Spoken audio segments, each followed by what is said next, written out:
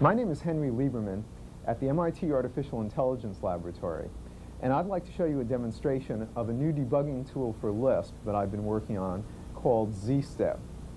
ZStep is a stepper for Lisp that displays evaluation as substitution. As each Lisp expression is evaluated, the value visually replaces the code in the context in which it appears. ZStep has a novel control structure that lets the user zoom in on bugs by first examining a program at a very coarse level of detail and then examining the program at successively finer levels of detail until a bug is located. Traditional debuggers are oriented towards instrumenting specific pieces of code. For example, a trace prints out a message every time a function is called or a function returns. These tools are less useful when the problem is to localize a bug within a large body of code, because you might not know what functions to trace or where to put breakpoints.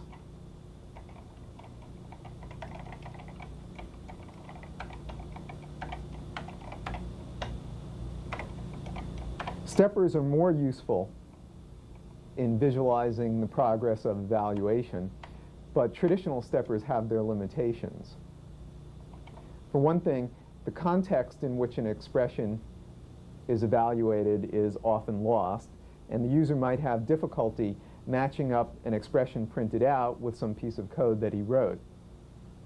And you often have to wade through a lot of detail which may be uninteresting to get to the details of evaluation that might interest you.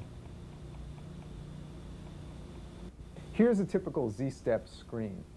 There are two windows at the top, each of which is connected to the real-time display text editor of the Lisp machine. In the top window, we see an unmodified copy of the source code for factorial. In the result window, we see the variable n replaced by its value 3.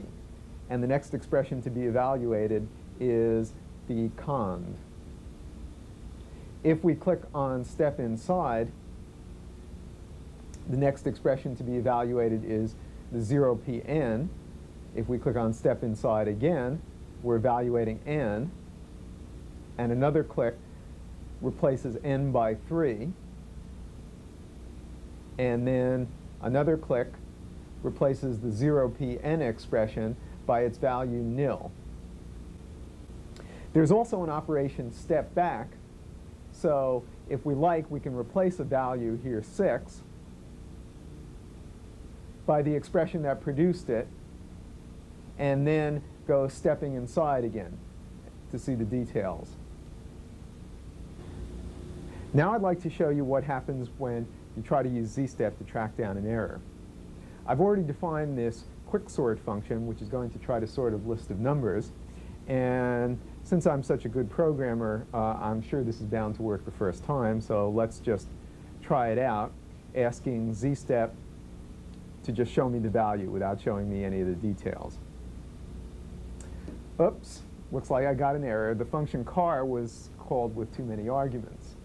So let me say step back, and now I'll say, show me the details of quicksort, so I can try to find out where the error is.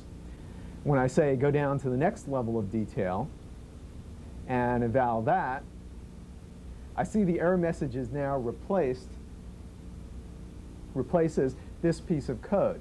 So it says the function car was called with too many arguments.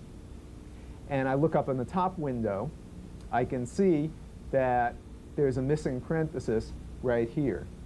I hope this demonstration has shown you that the techniques of visual substitution of expressions and history keeping and backup, as they were used in the ZStep stepper, can contribute towards making debugging and programming easier and more fun.